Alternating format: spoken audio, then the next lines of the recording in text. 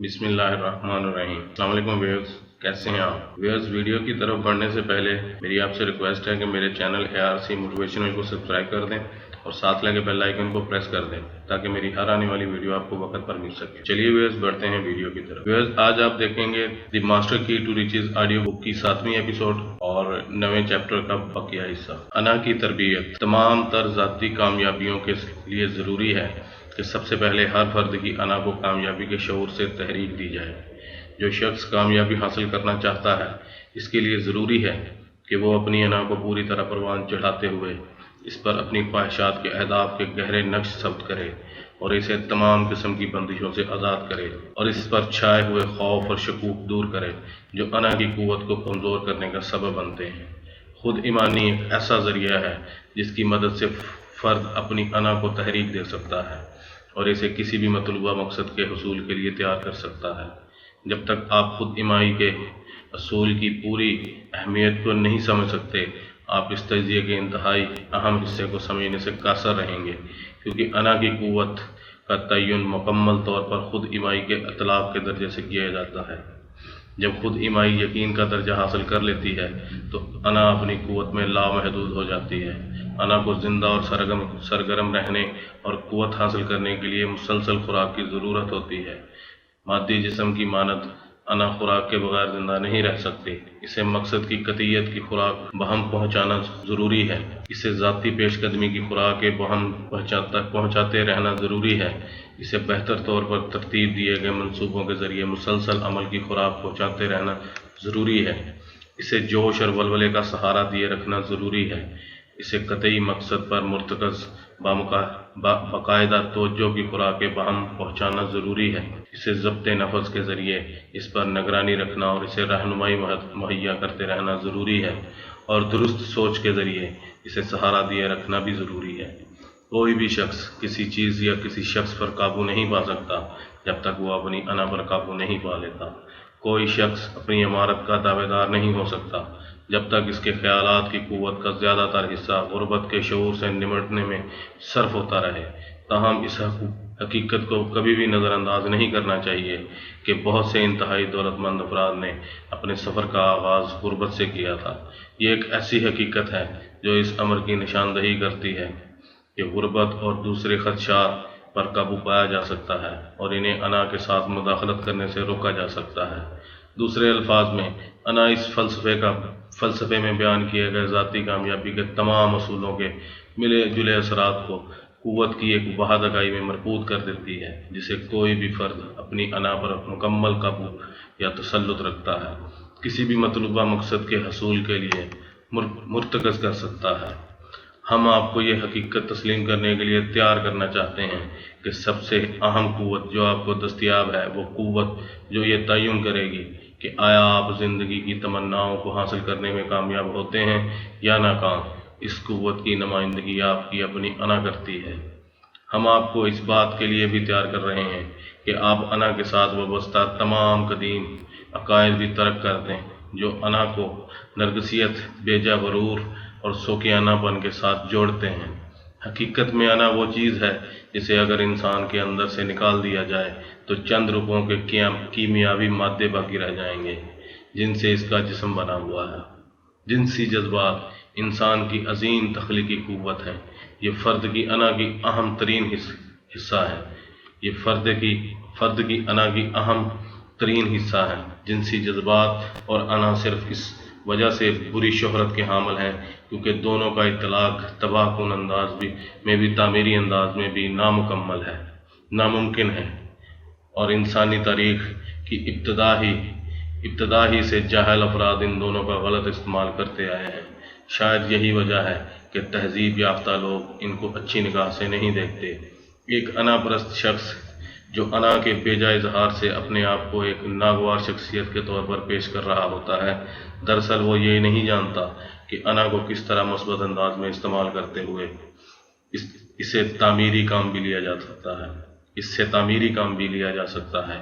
شیخی بازی اور نفس پرستی کی بجائے ہم اگر اپنی انا کا استعمال اپنی امیدوں، خواہشات، مقاصد، ولولوں اور منصوبوں کی تکمیل کے لیے کرتے ہیں تو یہ اس کا تعمیری اطلاق ہوگا۔ وہ شخص جس نے اپنی انا کو قابو میں رکھا ہوتا ہے، اس کا نصب العین الفاظ نہیں عمل ہوتا ہے۔ عظیم بننے کی، تسلیم کیے جانے کی اور ذاتی قوت کا مالک ہونے کی خواہش ایک صحت مند خواہش ہے، لیکن اپنی عظمت کا بیجا اور کھلم کھلا اظہار اس بات کی علامت ہے کہ آپ اپنی انا پر تسلط یا غلبہ حاصل نہیں کر سکے، بلکہ آپ نے اسے اجازت دے دی ہے کہ یہ آپ پر غلبہ حاصل کر لے۔ یقین کریں کہ عظمت کا اس قسم کا اظہار محض ایک چوزہ ہے جس میں آپ اپنے خوف اور احساس کمتری کو چھپائے ہوئے ہیں۔ انا اور ذہنی رویہ۔ اپنی انا کی اصل نوعیت کو سمجھ جائیں تو آپ ماسٹر ذہن کی حقیقی اہمیت کو جان جائیں گے۔ آپ اس حقیقت کو بھی پا جائیں گے کہ آپ کے لیے زیادہ سے زیادہ قابل قدر خدمات انجام دینے کے لیے ضروری ہے کہ آپ کے ماسٹر مائنڈ اتحاد کے ممبران آپ کی امیدوں، اہداف اور مقاصد کے ساتھ مکمل اتفاق کرتے ہیں۔ اس کا مطلب یہ ہے کہ وہ کسی انداز میں بھی آپ سے اختلاف نہ رکھتے ہیں۔ وہ آپ کے اہم مقصد کے حصول کے لیے اپنی خواہشات اور اپنی شخصیات کو مکمل طور پر آپ کی ماتحتی میں دینے کے لیے رضامند ہوں۔ ان کا آپ پر اور آپ کی دیانتداری پر پورا یقین ہونا ضروری ہے، اور ضروری ہے کہ آپ کا احترام کرتے ہوں، یہ آپ کی اچھائیوں کی قدر کرتے ہوں اور آپ کی کمزوریوں کو نظر انداز کرتے ہوں۔ ضروری ہے کہ یہ آپ کو اپنے آپ میں رہنے کا موقع دینے کو تیار ہوں اور آپ ہمہ وقت اپنے انداز سے زندگی بسر کر سکیں۔ اور آخر میں یہ بات ضروری ہے کہ آپ سے کسی نہ کسی قسم کا فائدہ حاصل کرتے ہوں جو آپ کو ان کے لیے ایسا ہی فائدہ مند بناتا ہو جیسے یہ آپ کے لیے فائدہ مند ہے۔ آخر میں بیان کی گئی بات پر عمل نہ کرنے سے آپ کے ماسٹر مائنڈ اتحاد کی قوت دم توڑ جائے گی۔ لوگوں کے باہم ایک دوسرے سے تعلقات جس حیثیت سے بھی ہوں، ان کے باہمی میل جول کی وجہ کوئی محرک یا محرکات ہوتے ہیں۔ کسی غیر معین یا مبہم تحریک کی بنیاد پر تعلق استوار نہیں ہو سکتا۔ اس حقیقت کو سمجھنے میں ناکامی کی قیمت بہت سے لوگ قربت اور امارت میں فرق کی صورت میں ادا کر چکے ہیں۔ آفاقی پختگی عادت کا قانون وہ طاقت ہے جو انا کو اپنے تسلط میں لا کر اس کو وہ مادی لباس ادا کرتی ہے جو ان خیالات کے ہم پلہ ہوتا ہے جنہوں نے اس انا کو تشکیل دیا ہوتا ہے۔ یہ قانون انا کو کوئی معیار یا مقدار مہیا نہیں کرتا، بلکہ یہ محض اس کو تشکیل دینے والے خیالات کو لیتا ہے اور ان کے ہم پلہ مادی عنصر میں تبدیل کر دیتا ہے۔ بڑی کامیابیاں حاصل کرنے والے لوگ ہمیشہ وہ ہوتے ہیں جو دانستہ طور پر اپنی اناؤں کو پالتے پوستے ہیں، انہیں شکل دیتے ہیں اور ان پر اختیار حاصل کرتے ہیں، اور اپنے کام کا کوئی حصہ بھی قسمت، اتفاق یا زندگی کے اتار چڑھاؤ پر نہیں چھوڑتے۔ ہر آدمی اپنی انا کو تشکیل دینے پر اختیار رکھتا ہے، لیکن اس کے بعد کیا ہوتا ہے اسے اس کے بارے میں کسی کام یا تردد کی ضرورت نہیں ہوتی۔ بالکل اسی طرح جس طرح ایک کسان کو زمین میں بیج بو دینے کے بعد اس بات کا تردد نہیں ہوتا کہ بیج کے ساتھ کیا ہو رہا ہے، یا اسے اس سلسلے میں کوئی مزید کام کرنے کی ضرورت نہیں ہوتی۔ آفاقی پختگی عادت کا ناقابل تبدیل قانون ہر زندہ چیز کو اس کی نسل کے مطابق دوام بخشتا ہے، اور یہ اس تصویر کو جو انسان اپنی انا پر نقش کرتا ہے اس کے ہم پلہ عادی عنصر میں تبدیل کر دیتا ہے۔ یہ کام وہ اسی قطعیت سے کرتا ہے جس قطعیت سے شاہ بلوط کے بیج سے شاہ بلوط کا درخت اگاتا ہے، اور اسے سوائے وقت کے کسی بھی بیرونی مدد کی ضرورت نہیں ہوتی۔ ان بیانات سے صاف ظاہر ہے کہ ہم صرف انا کی دانستہ تشکیل اور اس پر اختیار حاصل کرنے کی حمایت نہیں کر رہے، بلکہ ہم واضح الفاظ میں یہ انتباہ بھی کر رہے ہیں کہ کوئی شخص بھی انا پر اس قسم کے اختیار کے بغیر کسی میدان میں بھی ترقی نہیں کر سکتا۔ اس لیے اس بارے میں کسی قسم کا شک نہیں رہنا چاہیے۔ پوری طرح پروان چڑھی ہوئی ان سے کیا مراد ہے؟ یہاں ہم مختصر طور پر ان عناصر کا ذکر کر رہے ہیں جو اس کو پروان چڑھانے میں مددگار ہو سکتے ہیں۔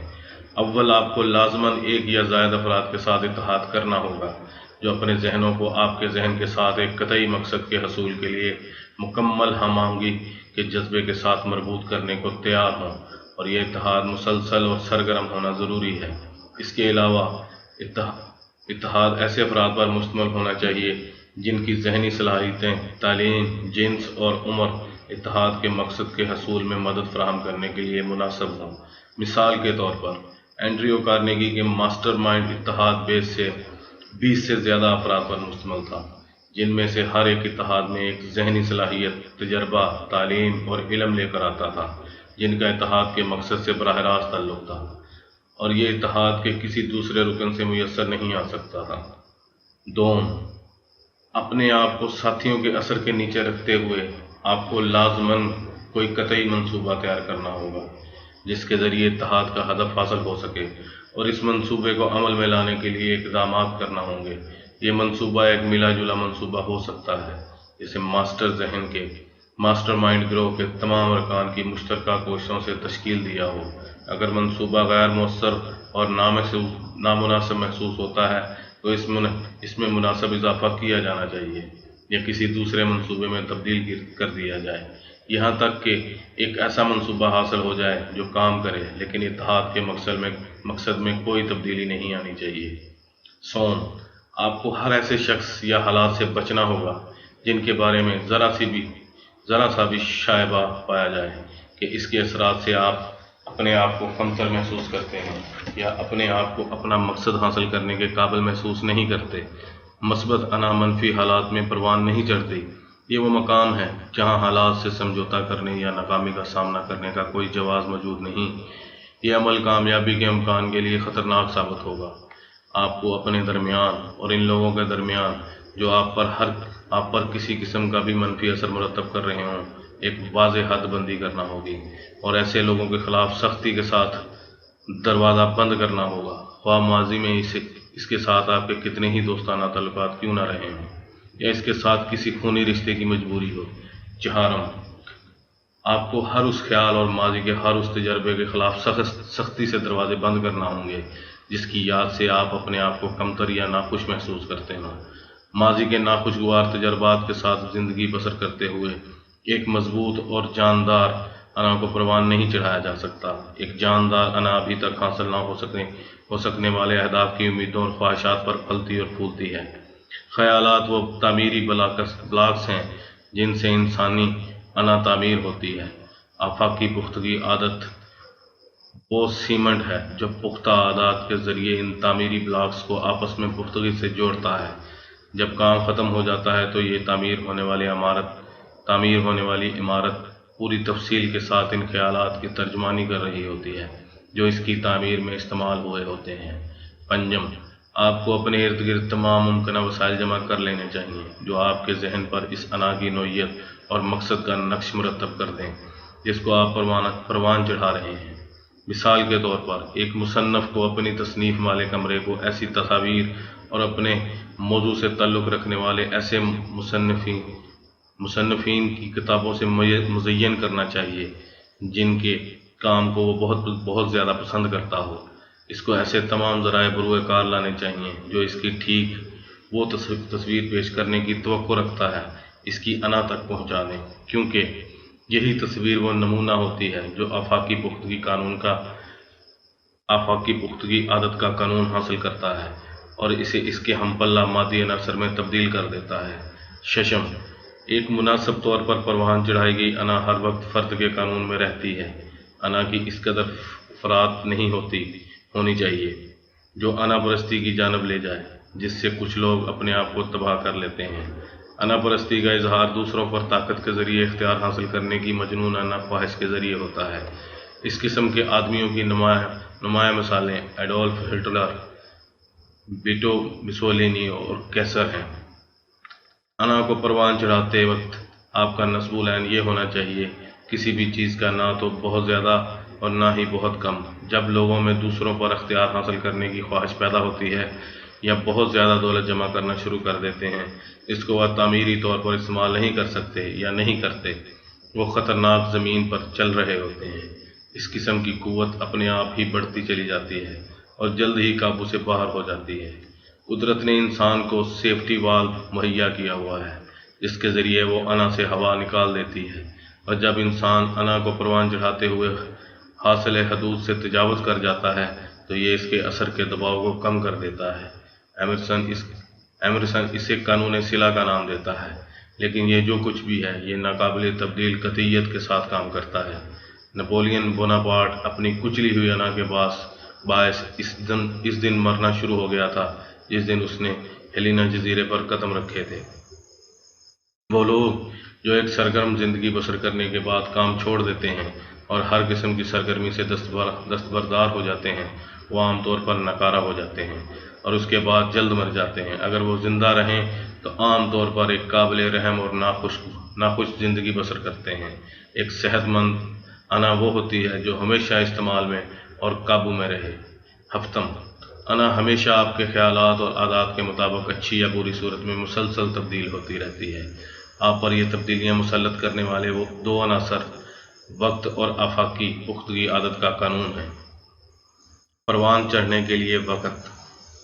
یہاں میں آپ کی توجہ وقت کی اہمیت کی طرف دلانا چاہتا ہوں، جو کہ آفاقی پختگی عادت کے عمل میں ایک اہم عمل کی حیثیت رکھتا ہے۔ جس طرح زمین میں بوئے گئے بیج کو اگنے، پروان چڑھنے اور تنومند درخت بننے کے لیے وقت درکار ہوتا ہے، اسی طرح خیالات، خواہشات اور نظریات کو جو ذہن کی سطح پر کاشت کیے جاتے ہیں، انہیں ایک حتمی وقت درکار ہوتا ہے، جس دوران آفاقی پختگی عادت کا قانون انہیں زندگی اور عمل عطا کرتا ہے۔ ہمارے پاس کوئی ایسا ذرائع نہیں جو بتا سکے یا درست تعین کر سکے کہ ایک خواہش کو اپنی ہم پلہ مادی شکل میں تبدیل ہونے کے لیے کتنا وقت درکار ہوگا۔ خواہش کی نوعیت وہ حالات جن کا اس خواہش کے ساتھ تعلق ہے، اور خواہش کی شدت غالباً وہ عناصر ہیں جو اس بات کا تعین کرتے ہیں کہ ایک خیال کے مرحلے کو مادی مرحلے میں تبدیل ہونے میں کتنا وقت لگے گا۔ وہ ذہنی کیفیت جسے یقین کے نام سے جانا جاتا ہے، کسی خیال کو اس کی ہم پلہ مادی صورت میں تبدیل کرنے کے لیے اس قدر سازگار ہوتی ہے کہ یہ اکثر اوقات یہ تبدیلی فوری طور پر انجام دے سکتی ہے۔ انسان جسمانی طور پر تقریباً 20 سال میں بلوغت کو پہنچتا ہے، لیکن ذہنی طور پر، جس کا مطلب انا ہے، بلوغت حاصل کرنے کے لیے اسے 35 سے 60 سال درکار ہوتے ہیں۔ اس حقیقت سے ہمیں پتہ چلتا ہے کہ کیوں لوگ شاذ و نادر 50 سال کی عمر میں پہنچ کر فراوانی کے ساتھ مادی دولتیں اکٹھی کرنا یا دوسرے میدانوں میں شاندار کامیابیاں حاصل کرنا شروع کرتے ہیں۔ وہ انا جو انسان کو اس قابل بناتی ہے وہ بے شمار دولت اکٹھی کر سکے اور اسے برقرار رکھ سکے، ایسی انا ہوتی ہے جس نے خود اعتمادی، مقصد کی قطعیت، ذاتی پیش قدمی، تخیل پرکھنے کی صلاحیت اور دوسری خصوصیات کے ذریعے ضبط نفس حاصل کیا ہوتا ہے۔ اس کے بغیر کوئی انا بھی محتاط کے ساتھ دولت حاصل کرنے اور اسے برقرار رکھنے کے قابل نہیں ہو سکتی۔ یہ خصوصیات وقت کے موضوع استعمال سے حاصل ہوتی ہیں۔ غور کیجیے، ہم نے یہ نہیں کہا کہ وقت گزرنے کے ساتھ آ جاتی ہے۔ آفاقی پختگی عادت کے عمل سے ہر فرد کے خیالات، خواہ منفی ہوں یا مثبت، خواہ یہ عمارت کے ہوں یا غربت کے، اس کی انا کے نمونے بن جاتے ہیں اور یہاں ایک مستقل صورت اختیار کرتے ہیں جو اس کے روحانی اور جسمانی مرتبے اور حیثیت کا تعین کرتے ہیں۔ کامیابی اور انا کا کردار۔ 1929 عیسوی کی کساد بازاری کی ابتدا میں ایک چھوٹے سے بیوٹی سیلون کی مالکہ نے اپنے کاروبار کی جگہ پر ایک پچھلا کمرہ ایک بوڑھے شخص کو دے دیا جسے سونے کے لیے جگہ چاہیے تھی۔ اس آدمی کے پاس کوئی پیسے نہ تھے، لیکن وہ کاسمیٹکس تیار کرنے کا علم رکھتا تھا۔ سیلون کی مالکہ نے اسے سونے کے لیے جگہ دی اور اسے یہ موقع فراہم کیا کہ وہ اپنے کمرے کا کرایہ کاسمیٹکس تیار کر کے ادا کر سکے جو وہ اپنے گاہکوں کے لیے استعمال کرتی تھی۔ جلد ہی دونوں میں ماسٹر ذہن اتحاد پیدا ہو گیا اور انہیں معاشی استحکام حاصل ہونے لگا۔ پہلے انہوں نے کاروباری شراکت اختیار کی اور تیار شدہ کاسمیٹکس گھر گھر بیچنے شروع کیے۔ خاتون نے خام مال کے لیے پیسے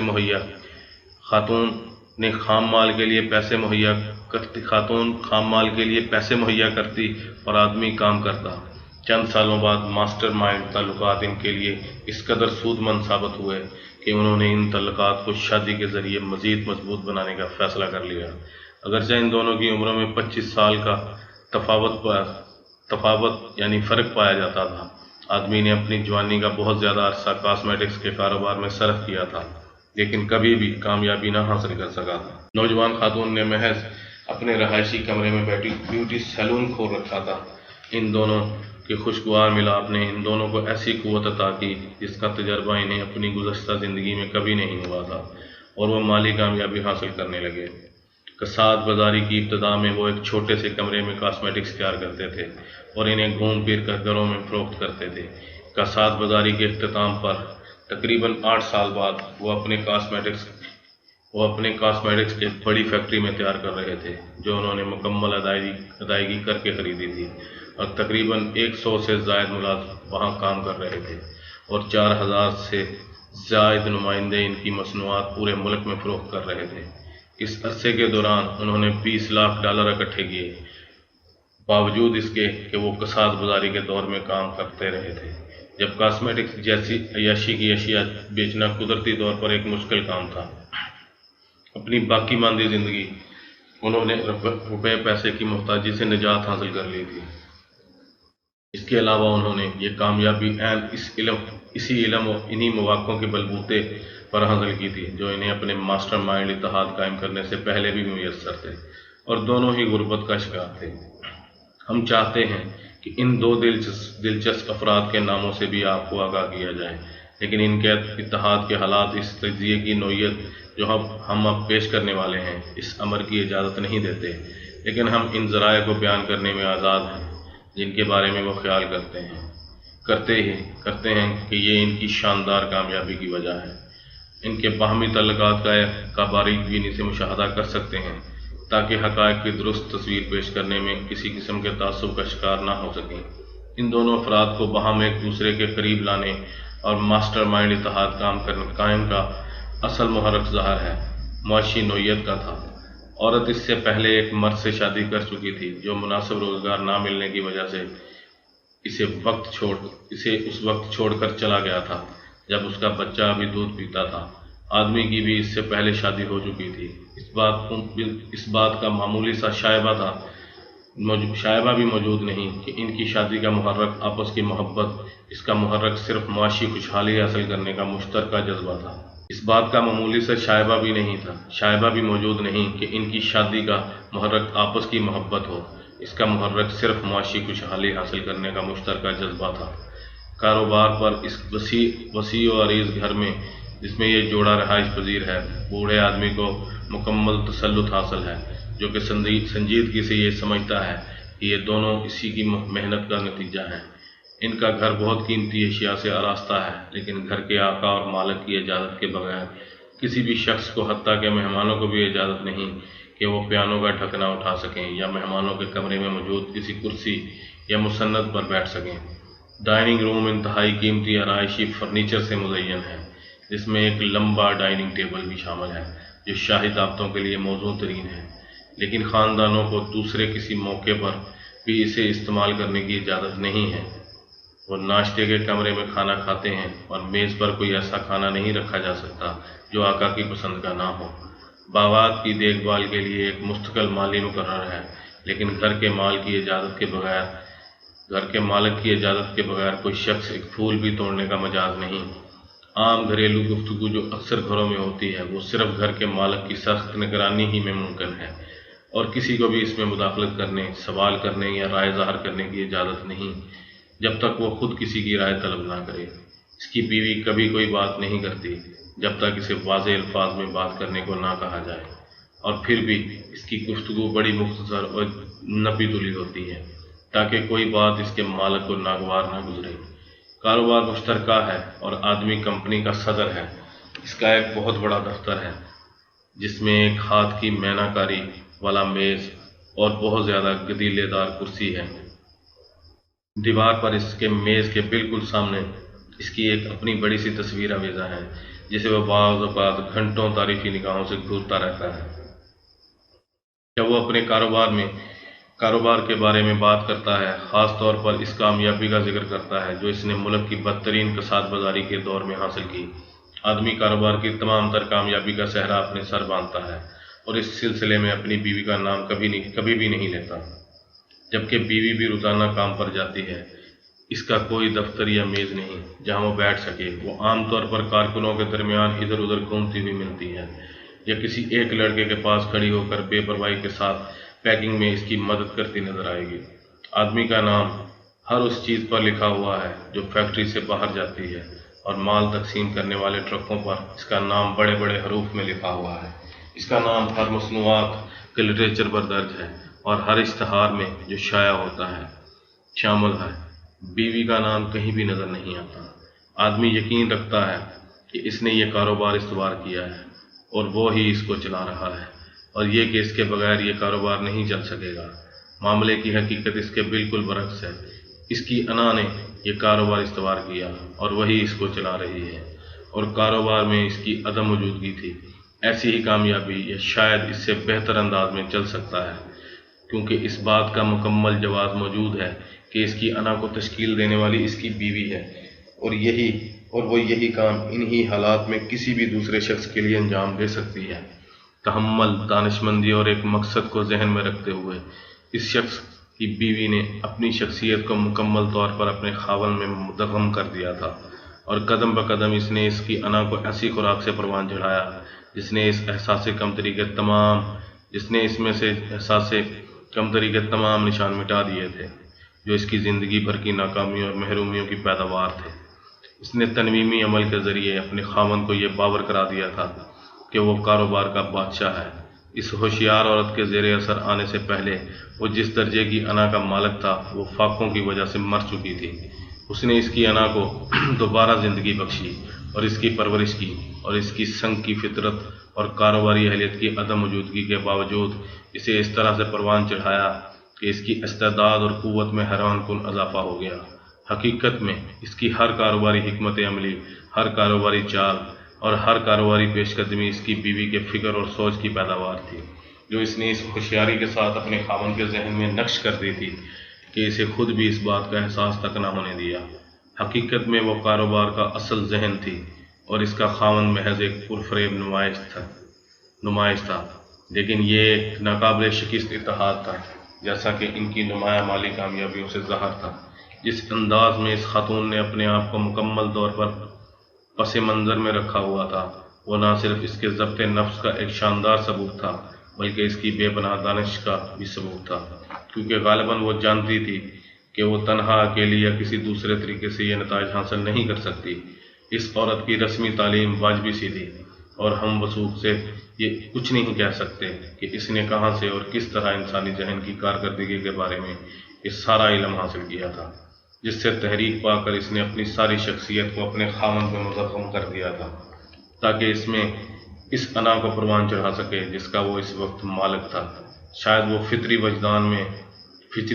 وجدان جو بہت سی خواتین رکھتی ہیں اس کے کامیاب عمل کا ذمہ دار تھا۔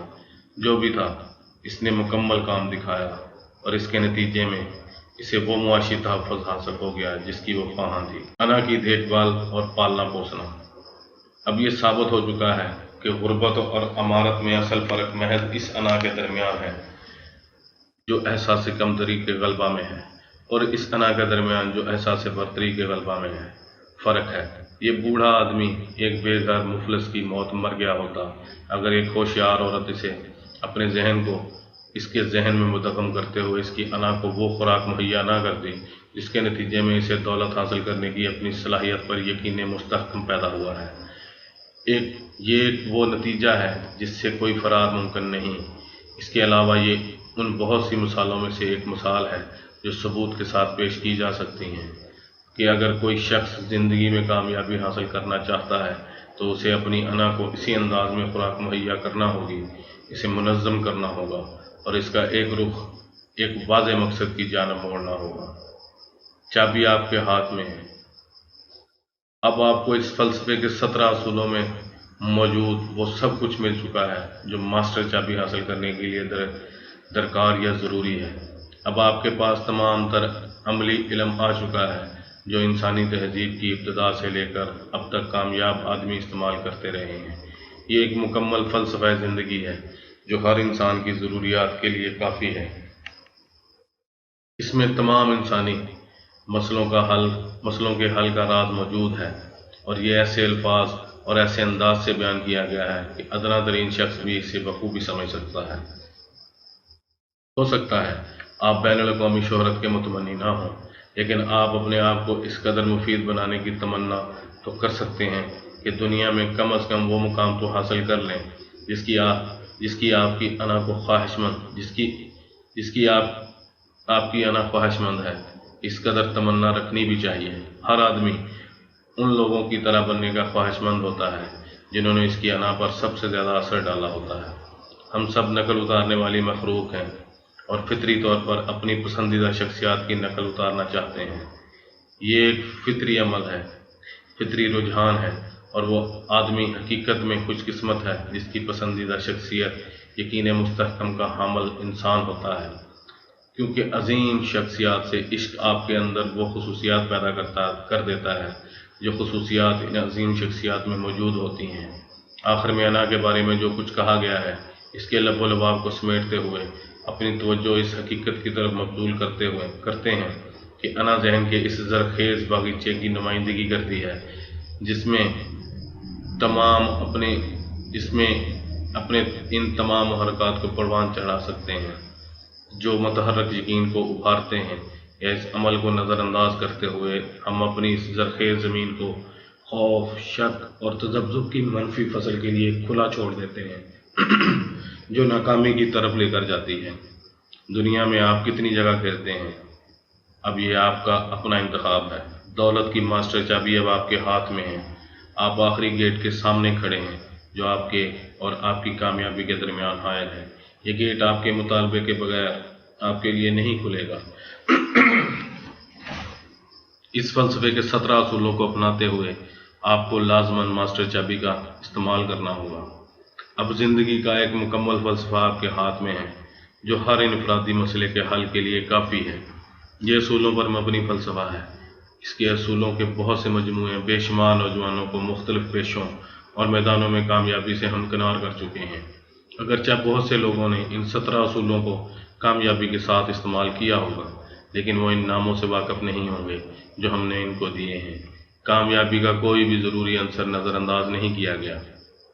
یہ فلسفہ ان سب کا احاطہ کرتا ہے اور ان کو ایسے الفاظ و تشبیہات کی مدد سے بیان کیا گیا ہے جن کو لوگوں کی اکثریت سمجھتی ہے ایک ٹھوس مادی حقائق پر مبنی فلسفہ ہے، جس میں مجرد خیالات کو شاذ کہیں استعمال کیا گیا ہے جہاں ان کی ضرورت محسوس کی گئی ہے۔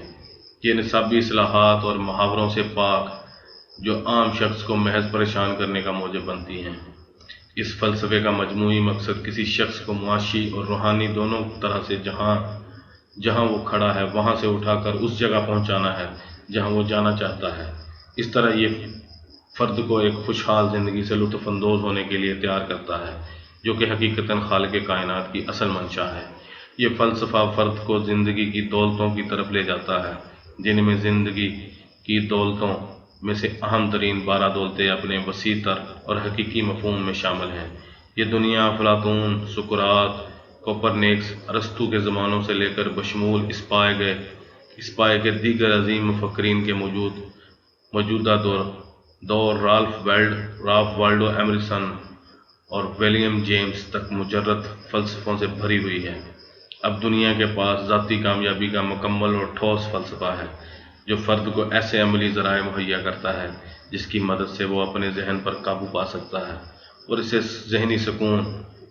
ذہنی سکون انسانی تعلقات میں ہم آہنگی، معاشی تحفظ اور خوشگوار زندگی کے حصول کے لیے استعمال کر سکتا ہے۔ ایک معذرت کے طور پر انہیں بلکہ وضاحت کی خاطر میں آپ کو اس حقیقت کی طرف مبذول کرانا چاہوں گا کہ ان 17 اصولوں کے تجزیے کے دوران ان میں سے زیادہ اہم اصولوں کا مسلسل حوالہ دیتے ہوئے ان کی اہمیت کو اجاگر کیا گیا ہے۔ یہ تکرار محض کافی نہیں ہے، یہ عمل جان بوجھ کر کیا گیا ہے اور ایسا کرنا ضروری بھی تھا، کیونکہ انسانوں میں عام طور پر رجحان پایا جاتا ہے کہ وہ نئے خیالات یا پرانے حقائق کی نئی تشریحات کو جلدی قبول نہیں کرتے۔ یہ تکرار 17 اصولوں کے آپس میں باہمی تعلقات کی وجہ سے بھی ضروری ہو جاتا ہے، کیونکہ یہ آپس میں اس طرح جڑے ہوئے ہیں جیسے زنجیر کی کڑیاں ہوتی ہیں۔ ہر اصول اپنے سے پہلے آنے والے اصول اور اپنے سے بعد میں آنے والے اصول کے اندر تک سرایت کرتے ہوئے ان کا حصہ بن جاتا ہے۔ آخر میں اس حقیقت کو بھی ذہن میں رکھیں کہ تکرار مؤثر علمی کا بنیادی اصول ہے اور مؤثر اشتہار بازی کا اصل مغز ہے۔ لہٰذا نہ صرف اس کا جواز پیدا ہوتا ہے بلکہ ایسا کرنا انسانی ترقی کے ذریعے کے طور پر بھی ضروری ہوتا ہے۔ جب آپ اس فلسفے کو ذہن میں سمو لیں گے تو آپ لوگوں کی اس اکثریت سے زیادہ تعلیم یافتہ ہو جائیں گے جنہوں نے ماسٹر آف آرٹس کی ڈگری میں گریجویشن کیا ہوا ہے۔ آپ بہت زیادہ مفید عمل کے حامل ہوں گے جو کہ اس دنیا کے انتہائی کامیاب انسانوں کے تجربات سے اکٹھا کیا گیا ہے، اور آپ کو یہ علم ایسی صورت میں پہنچا دیا گیا ہے جسے آپ سمجھ سکتے ہیں اور استعمال کر سکتے ہیں۔ لیکن یاد رکھیں کہ اس علم کے درست اور مکمل استعمال کی ذمہ داری آپ کی اپنی ہے۔ صرف علم کا حصول کوئی معنی نہیں رکھتا، اصل چیز اس کا استعمال ہوتا ہے۔ باب نمبر 10، ضبط نفس۔ وہ شخص جو اپنے ذہن پر مکمل اختیار حاصل کرنے کی اہلیت رکھتا ہے، وہ دنیا کی ہر چیز پر اختیار حاصل کر سکتا ہے جس کا وہ جائز طور پر حقدار ہے۔ Andrew Carnegie.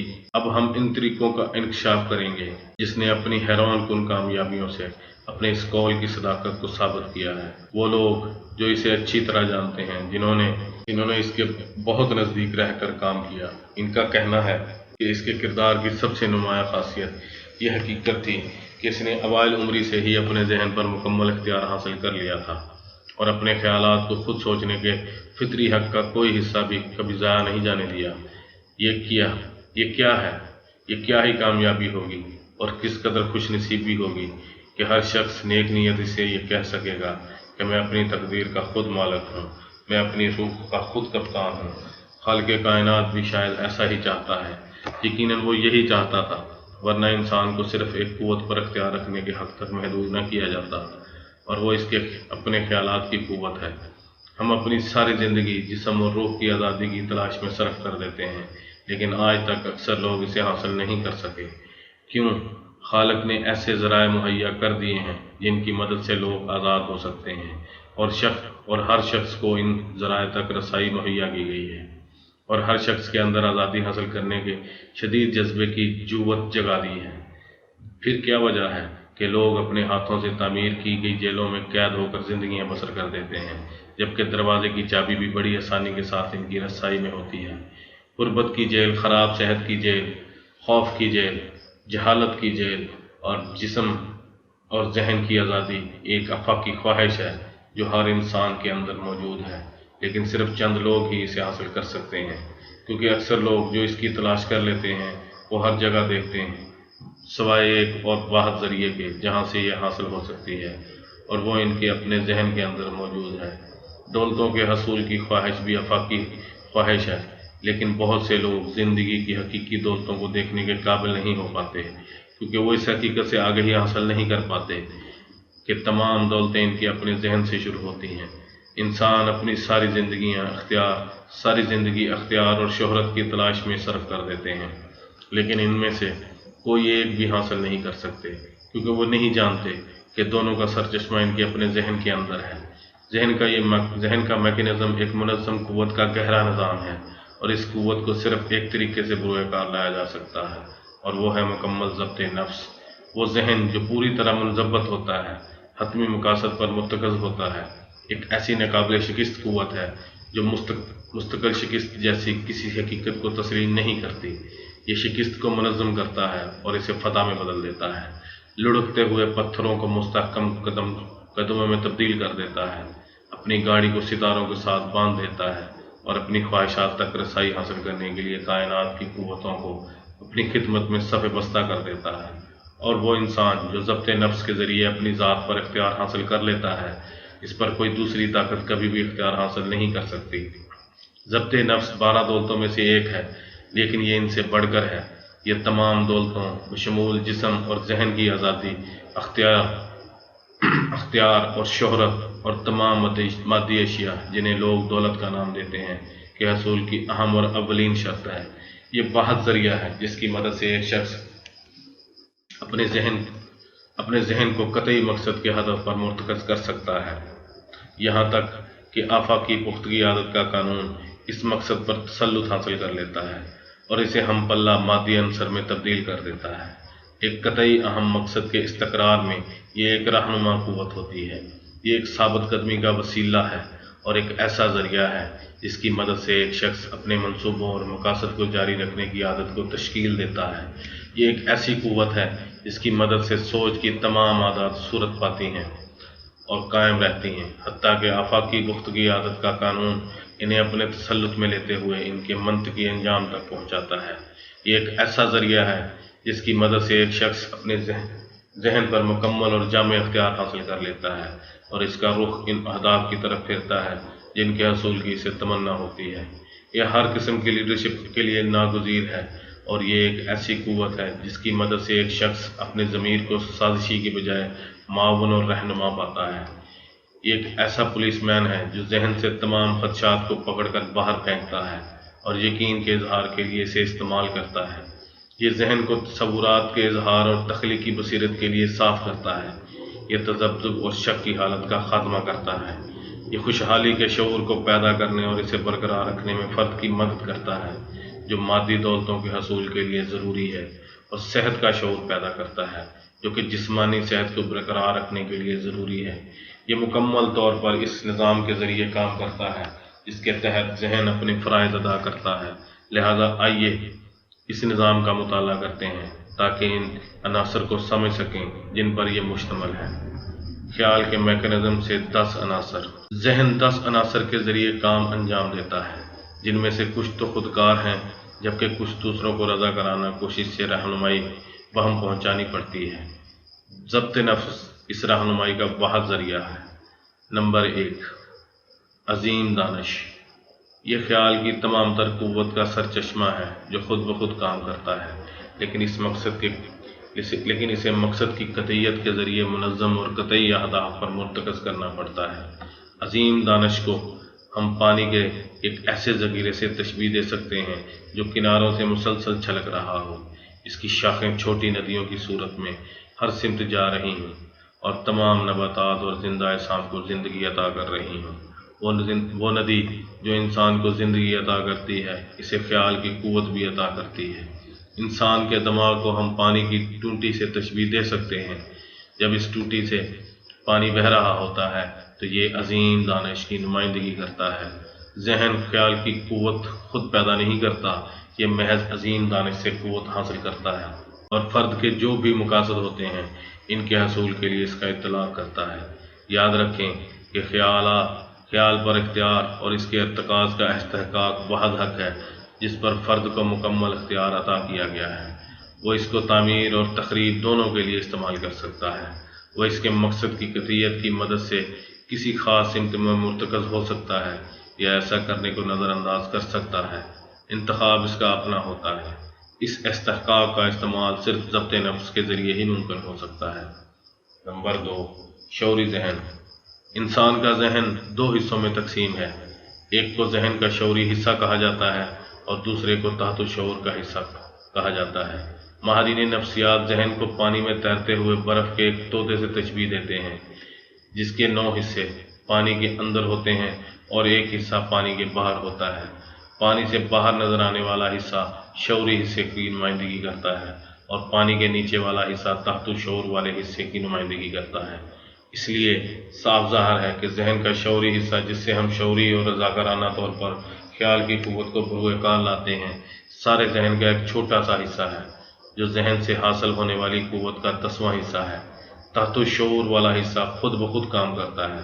یہ مادی جسم کی تعمیر اور استحکام کے لیے تمام ضروری فرائض انجام دیتا ہے۔ دوران خون کے لیے دل کو دھڑکتے ہوئے رکھتا ہے۔ ایک کامل کیمیائی نظام کے تحت خوراک کو جزو بدن بناتا ہے اور خوراک کو مائع حالت میں جسم کے تمام حصوں تک پہنچاتا ہے۔ ٹوٹے پھوٹے خلیوں کو صاف کرتا ہے اور ان کی جگہ نئے خلیے مہیا کرتا ہے۔ صحت کے لیے ضرور رساں بیکٹیریاز کو جسم سے باہر نکالتا ہے۔ صحت کے لیے ضرر رساں بیکٹیریاز کو جسم سے باہر نکالتا ہے۔ زندہ اجسام کے نر اور مادہ سے حاصل ہونے والے پروٹوپلازم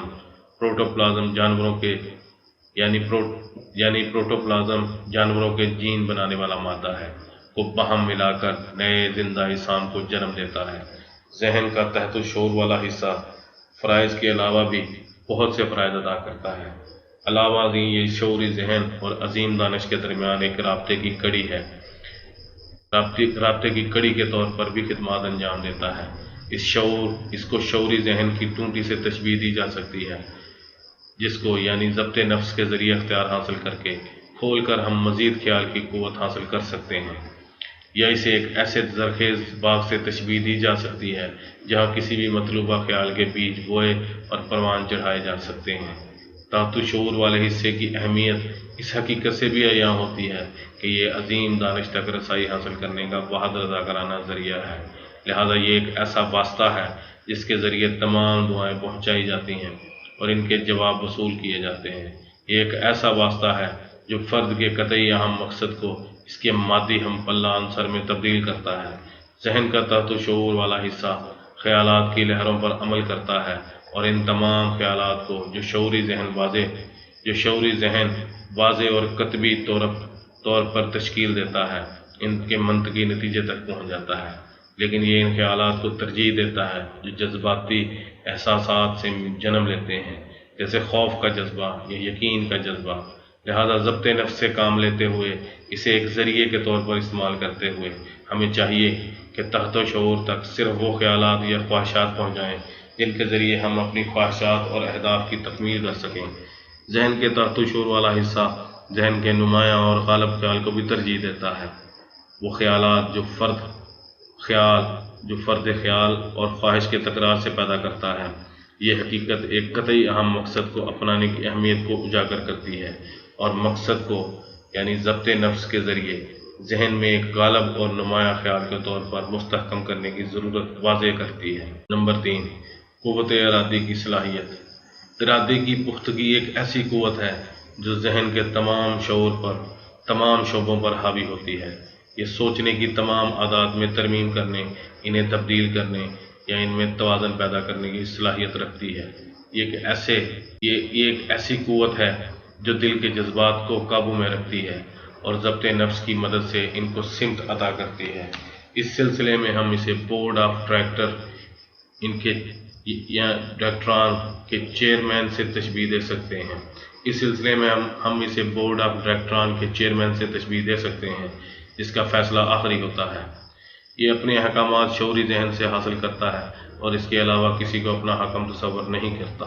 نمبر 4، فہم اور عقل کی صلاحیت۔ یہ ذہن کے شعوری حصے کی سربراہ جج ہے جو تمام نظریات، منصوبوں اور خواہشات کے بارے میں فیصلہ صادر کرتی ہے، اور یہ کام وہ ضبط نفس کی ہدایت پر کرتی ہے، لیکن اس کے فیصلے ارادے کی قوت سے نظر انداز کیے جا سکتے ہیں یا جذبات کی قوت سے ان میں ترمیم کی جا سکتی ہے جب ارادہ اس میں مداخلت نہ کر رہا ہو۔ آئیے یہاں اس حقیقت کو ذہن میں رکھیں کہ تمام درست فیصلے فہم اور عقل کی صلاحیت کے مرہون منت ہوتے ہیں، تاہم یہ ایک ایسی ضرورت ہے جس کا خیال 1000 میں سے ایک آدمی ہی رکھتا ہے۔ یہی وجہ ہے کہ دنیا کے درست خطوط پر سوچنے والے افراد بہت ہی کم ہوتے ہیں۔ ہماری زیادہ تر سوچ ہمارے سطحی جذبات پر مبنی ہوتی ہے اور اس بارے میں ہم ضبط نفس سے کوئی رہنمائی حاصل نہیں کرتے، اور اس ارادے کی قوت اور عقل کی صلاحیت سے دور کا واسطہ بھی نہیں ہے۔ 5، جذبات ہمارے بہت سے ذہنی اعمال کا سرچشمہ ہوتے ہیں اور ہمارے شعوری ذہن میں پیدا ہونے والے اکثر خیالات کا مرکز ہوتے ہیں۔ ان کی نوعیت بہت پیچیدہ ہوتی ہے اور ہمیشہ ان پر انحصار نہیں کیا جا سکتا۔ اگر ان میں عقلی ترمیم کرتے ہوئے، قوت ارادی سے کام لیتے ہوئے ان کی سمت کا وہ تعین نہ کیا جائے تو خطرناک بھی ثابت ہو سکتے ہیں۔ تاہم جذبات کو محض ناقابل انحصار ہونے کی بنیاد پر رد نہیں کر دینا چاہیے، کیونکہ یہ انسانی جذبے اور بلبلے تخیل اور تعمیری بصیرت کا سرچشمہ ہے۔ ضبط نفس کے ذریعے ہم ان کا رخ پھیر کر ان کو ذاتی کامیابی کے لیے ضروری عوامل میں تبدیل کر سکتے ہیں۔ عقل اور ارادے کی صلاحیتوں سے کام لیتے ہوئے ان میں ضروری ترامیم کر کے ان کا رخ پھیرا جا سکتا ہے۔ جذبات پر قابو پائے بغیر درست سوچ پیدا کرنا ممکن نہیں۔ جذبات کو قابو میں رکھنے کے لیے ان کو ارادے کے تحت لانا ضروری ہے۔ اس طرح ہم ان کی توانائی کو ارادے کے مطابق مطلوبہ اہداف کی طرف موڑ سکتے ہیں اور ضرورت کے مطابق عقلی دائرے کو بروئے کار لاتے ہوئے ان میں مناسب ترمیم بھی کی جا سکتی ہے۔ ایک درست انداز میں سوچنے والا شخص کوئی بھی ایسی رائے کام نہیں کرتا یا کوئی ایسا فیصلہ نہیں کرتا جسے وہ پہلے ارادے اور عقل کے شعبوں کے سپرد کر کے ان کی منظوری حاصل نہیں کر لیتا۔ وہ نئے نظریات پیدا کرنے کے لیے اپنے تخیل کو جذبات کے ذریعے ابھارتا ہے، لیکن اپنے نظریات کو حتمی طور پر قبول کرنے سے پہلے ان کو اپنے ارادے اور عقل کی صلاحیتوں کے ذریعے جلا بخشتا ہے۔ یہ بہت اعلیٰ درجے کا ضبط نفس ہے۔